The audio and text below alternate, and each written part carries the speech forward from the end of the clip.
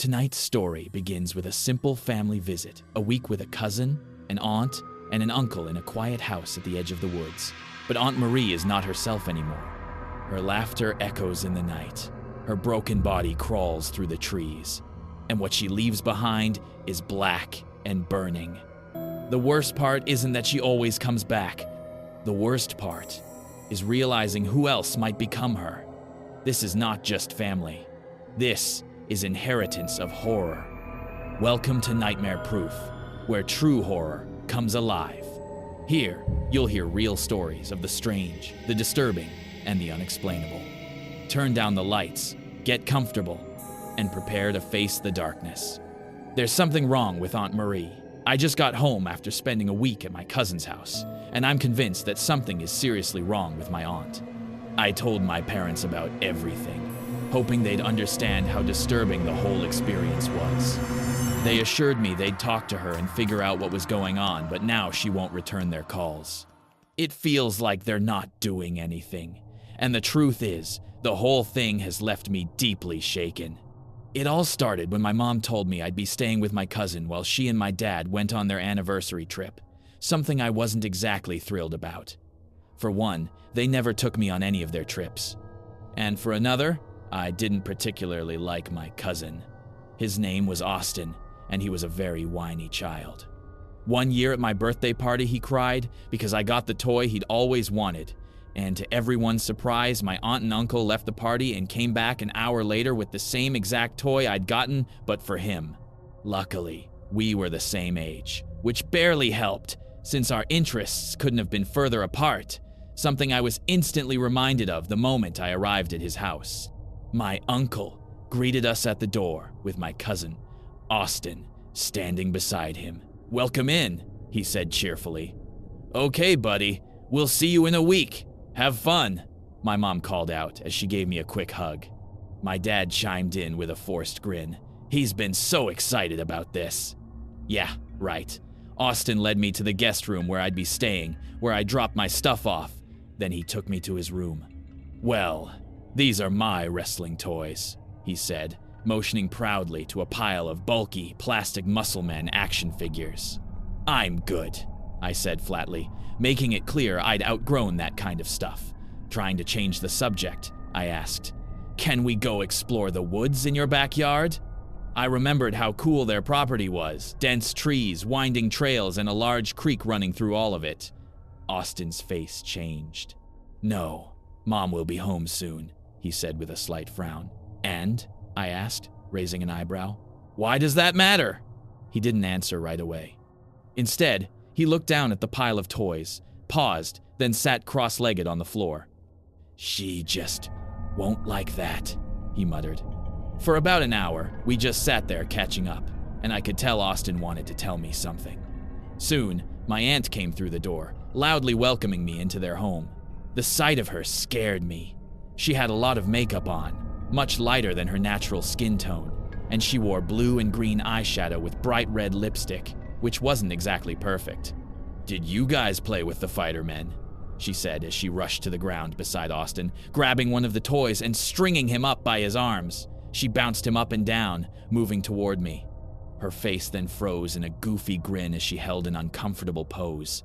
I froze, and just as I was about to say something, she did instead. "Dinner!" she barked as she tossed the toy aside and ran out of the room in a scurry, my uncle hanging his head low as he followed.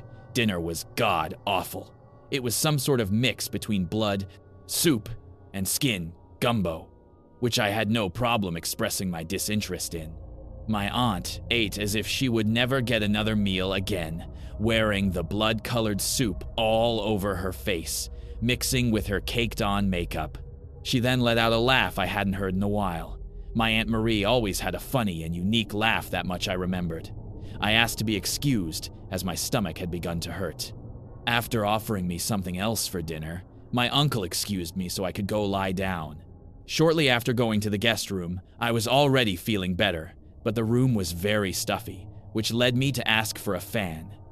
Austin brought me his fan from his room and apologized to me. "I'm really sorry, man," he said with a frown. "For what?" I asked, as I plugged the fan in and received immediate relief. For whatever happens, Austin replied as he left the guest room. I was perplexed by this statement, but chalked it up to his mom's behavior and prepared to fall asleep. As I drifted off to sleep, lulled by the sound of my cousin's wind tunnel fan, I was suddenly jolted awake by something. At first, I couldn't tell what it was. Then I felt a slight pressure on the bed, and I noticed that my eyes couldn't adjust to the darkness. In front of me stretched a pitch-black void, and that's when I realized what had woken me. Someone was lying in bed with me, their breathing perfectly synchronized with mine. Panic set in. I tried to move away, but as I did, hands grabbed mine. The more I struggled, the tighter their grip became, until I managed to kick the intruding figure off of the bed. I scrambled to my feet and rushed to turn on the lights, but they wouldn't work. With my back to the door, I crept toward it, desperate to escape. As soon as I turned the knob, rapid footsteps slapped across the room toward me. I flinched and fell to the side, just as a black mass shot past, slamming the door behind it. Then, I heard it laughing, its voice growing fainter as it moved down the hall. And that's when a chilling thought struck me. Was that Aunt Marie's laugh? The lights came on as that thought raced through my head, but there seemed to be some sort of haze in the room. I was too terrified to go out there. So I stayed awake the rest of the night, debating whether to wake up my uncle. I never did. Morning came, and for some reason, it felt a lot safer, maybe because of the daylight, maybe because my uncle was awake, or maybe because my aunt was gone. "Heya, sport," my uncle said as he prepared breakfast. "How'd you sleep?" "Actually, I wanted to talk to you. What's the deal with Aunt Marie?" I asked reluctantly. I didn't care much about her otherwise, but that incident the night before had really messed me up. And if it was her, I needed to know why she did that. "What did she do?" he asked, his face now full of concern. "I'm pretty sure she snuck into my bedroom and tried to scare me," I told him sternly. My uncle let out an audible sigh, then sat down across from me, glancing left and right as if to make sure the coast was clear. "Marie had an accident a couple years back. She hasn't really been the same since, but believe me, what you saw yesterday was her good side. She has good days and bad days, and honestly, I don't know if we could ever handle another bad day." My uncle's voice started to trail off. "Well then, what's she like on her bad days? Because last night was not okay. She snuck into my bed. I think I need to call my parents," I said, realizing my uncle didn't seem to be taking this very seriously. "Where is she, anyway? Where does she go during the day?" "Oh, she's here," he said, his voice dropping to a hushed tone.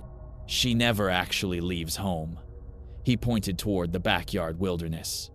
"I'll call your parents, bud. I should have known better than to let you come here, but she insisted." "Who?" I asked, now completely confused. "Your mom." She was very persistent that we take you for the week, but I knew better, with her sister acting this way lately." Silence consumed us both. "Well, better we take the high road here, eh, sport?" he said as he dialed the phone, only to be met with no answer. "I'll circle back and try again later," he muttered. I didn't respond. My eyes drifted toward the back window, to the tangled green wilderness my uncle had pointed to earlier. Trails cut through the brush, narrow, uneven paths disappearing into the dark. That's when my cousin showed up, arms full of toys, grinning like nothing strange had happened the night before. He wanted to play, but my mind was still on those trails, so I struck a deal. "We can play if we go outside first," his grin faltered. "Outside? Back there?" He glanced at the window, shifting uneasily. "I don't really go in the woods." "Come on," I pushed, trying to sound casual. "It'll be quick." He hesitated, then finally nodded. Soon we slipped out the back door. The air was cooler out there, damp with the smell of pine and soil. Each step down the worn path made the house feel farther away, muffled by the forest. My cousin clutched a toy in his hands but kept darting nervous glances at the trees, his earlier excitement gone. I tried to act steady, though I couldn't shake the feeling of being watched. The trails seemed to swallow us whole, and somewhere off to the left, I swore I heard a shuffle like someone moving just out of sight. I tightened my fists and kept walking. Not much further in, we heard it. High-pitched laughter, broken, drifting through the trees like a breeze. It carried that same edge I remembered from the night before, and I knew without needing to say it, Aunt Marie. My cousin's eyes widened. "Let's go back," he whispered, but something pulled me forward. We followed the winding trail, the laughter fading into silence again, until we came across a small clearing. The ground was littered with makeshift shelters of branches and cloth, a circle of stones blackened by old fires, bones and feathers strung up from twine. It wasn't just a campsite, it was a place someone had lived, someone who didn't want to be found. I swallowed hard, my voice low. "She's been out here." My cousin shook his head, backing away. "This is wrong. We shouldn't be here." That's when I noticed the pile near the fire pit. Small shirts, tiny pants, worn soft from age. Austin's baby clothes. He saw them too. His face went pale, the toy dropping from his hand. Then, without a word, he bolted. "Austin!" I shouted, spinning to chase after him when movement in the trees stopped me cold. At first, I thought it was a massive bird, hunched high in the branches, but then it shifted, and I saw her. Aunt Marie, grinning from ear to ear, eyes wide and gleaming. She clung to the trunk like some pale, twisted creature. For a moment, she just stared at me, unblinking, her smile stretching impossibly wide. Then, she let go. The crack of her legs snapping on the forest floor made my stomach lurch, but instead of screaming, she erupted into laughter, raw, hysterical, echoing through the trees as she writhed in the dirt. I couldn't move. I couldn't breathe. Her laughter rolled through the clearing as she dragged herself closer, her broken legs twisting unnaturally against the earth. Dirt smeared across her face, but that crazed grin never faltered. I stumbled back, but my body wouldn't obey. My vision tunneled, black creeping in at the edges. The last thing I saw was Aunt Marie's wild eyes locking on mine, her expression manic and gleeful as she clawed her way toward me. Then, everything went dark. I woke with a jolt, my stomach turning. My arm, my whole arm, was shoved halfway down Aunt Marie's throat. Her jaw stretched wide around it, her broken legs flapping violently against the dirt as she let out guttural, choking laughs. Panicked, I yanked myself free. My skin came out slick and burning, coated in a thick, black goo that dripped from her mouth and hissed as it hit the cold earth. More of it spilled down her chin, bubbling as she gagged and laughed at the same time. I turned and ran.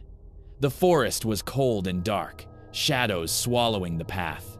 Behind me came the sound of her shattered limbs smacking against the ground she was moving, faster than she should have been, skittering like a spider on those flapping, broken legs. Her laughter cut through the night, closer and closer, until I slammed into someone. Hard, strong hands grabbed me before I hit the ground. A flashlight beam cut through the dark, blinding me for a second. A uniformed officer's voice shouted, "We've got him!" He raised a whistle to his lips and blew, sharp and piercing. The sound echoed through the woods, and more lights flickered in the distance as the search team closed in. For the first time in what felt like forever, I was safe. They led me back through the trees, down the trail, and toward the glow of my uncle's house. The kitchen lights spilled out into the night, my uncle pacing frantically on the porch until he saw us. Relief washed over his face as the officers guided me inside and sat me down at the table. One of them knelt beside me. "All right, kid, tell me what happened. Where'd you go?" I swallowed hard, my throat dry. "We were just exploring," I said. "The trail's out back, and then we came across this campsite, like somebody had been living out there. Fire pits, bones, clothes." The officer scribbled something in his notebook, then looked at me. "Did you see anyone else?" I hesitated. My hands trembled in my lap. "No. I mean, yes. My aunt. I saw her. She was in the trees. She fell, her legs. I cut myself off, shaking my head. Did you find her out there?" The officer's expression hardened. He gave a small shake of his head. "No one else, just you." I leaned forward. my voice cracking. But I swear, she was there. She was laughing. And, easy, son, he interrupted gently, resting a hand on my shoulder. He glanced at another officer. Call in an ambulance. Possible concussion. He's not making a lot of sense. I sat back, staring past him, my chest heaving. No one believed me. The officers decided I needed to be checked out. Within the hour, I was in the back of an ambulance, the cold stethoscope against my chest, bright lights making my head pound.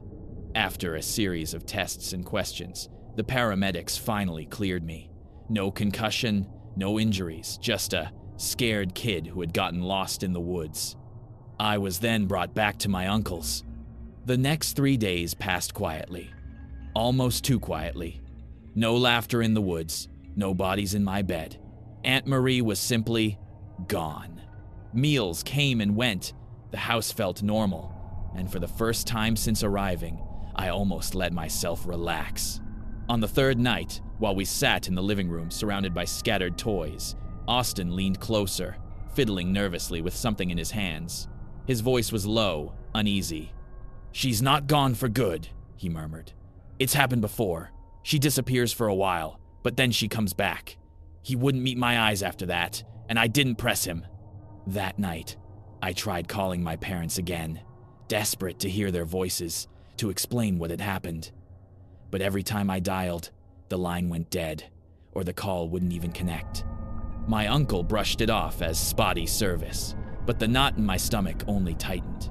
I was still trapped there, and Aunt Marie's absence no longer felt like safety, only a countdown. My parents were supposed to get me the following night. Just one more night, I told myself. One last night, and then I'd be gone from this place forever. That thought was enough to calm me, and I ended up falling asleep earlier than usual. But sometime in the night, I woke to the sound of thunder cracking across the sky. Rain hammered the roof, and a heavy tree branch outside tapped rhythmically against my window. At first, the noise unsettled me, but then I settled back against my pillow. I'd always loved rain. It usually made me feel safe. I lay there watching the branch strike the glass, each gust of wind making it scratch and bump like fingers tapping to be let inside. Another roll of thunder boomed overhead, and for a moment the whole house shook. Then came the lightning. The room lit up white for the briefest second, and in that instant I saw her, Aunt Marie. She was standing in the corner of my room, her grin stretched wide, her eyes locked straight on me. The flash faded, plunging the room back into darkness, but I knew she was still there. I froze in fear, unable to move, my breath shallow and ragged. Another crack of thunder shook the house. Another flash of lightning filled the room, and I watched in horror as her legs re-broke beneath her, crunching as she snapped down to the floor. My voice cracked as the words tore out of me. "What do you want?" The only answer was laughter, broken, jagged laughter that rattled the walls. Then came the sound, the sickening thud of her body, hitting the floor again and again as she lurched toward me. Closer and closer. The bed shifted as she climbed onto it, the mattress dipping beneath her weight. I couldn't move, couldn't breathe, as her face pressed close to mine. "It's all just a joke," she whispered. The stench hit me, then rotting, foul, like roadkill left in the Sunday. My stomach turned, bile rising in my throat. And then, light. Every lamp in the room flared to life at once, a sickly haze filling the air just like that first night. I blinked hard, covering my face from the sudden brightness. When I looked again, she was gone. I didn't sleep again that night. I lay frozen under the covers, staring at every corner of the room until the first light of morning finally crept in through the blinds. By the time the sun was up, my parents' car was already pulling into the driveway earlier than expected. Relief hit me so hard I nearly cried. Inside, Austin muttered another apology, eyes downcast as though he carried some quiet shame he couldn't put into words. My uncle pulled my dad aside, the two of them speaking low and serious in the kitchen. When they returned, my uncle's face was drawn and troubled, his eyes flicking toward me as though measuring whether or not to say more. Meanwhile, my mother looked around the house with growing impatience. "Where's Marie?" she asked sharply. I really thought she'd be here to say hi this time." No one answered. Soon enough, we were in the car, heading down the long gravel road that led away from my uncle's property.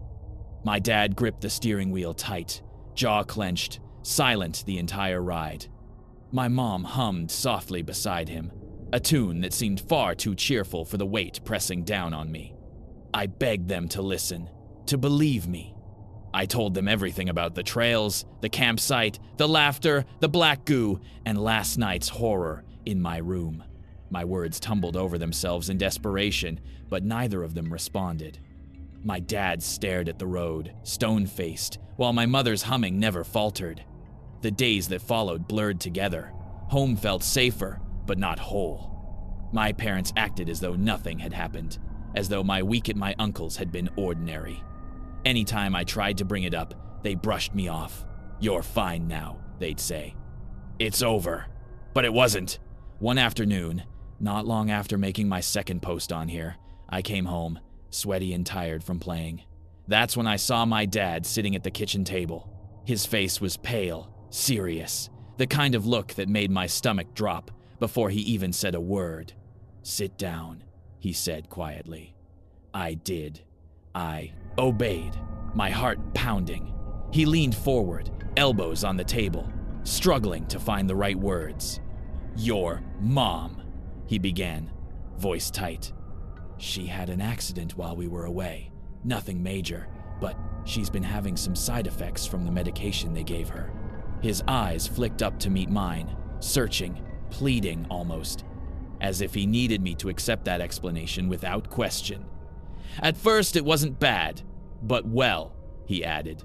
I nodded, but the knot in my stomach only tightened. "Why don't you go see her?" he added, forcing a small smile that didn't reach his eyes. "She's been asking for you." I walked slowly down the hallway, the air growing heavier with each step. Her door was closed, the faint shadow of movement shifting beneath the crack. I reached out, my hand hovering over the knob, my pulse thundering in my ears. The door creaked open, and there she was, sitting on the edge of the bed, back straight, head tilted slightly, as if she had been waiting for me. Her face was caked in makeup, much lighter than her natural skin tone, and she wore blue and green eyeshadow with bright red lipstick, which wasn't exactly perfect. She smiled when she saw me. Too wide. Too still. Thank you for watching Nightmare Proof. If you enjoyed these stories, don't forget to like, subscribe, and share to keep the nightmares alive. Have a story of your own? Send it in, and you may hear it here next time. Until then, sleep well if you can.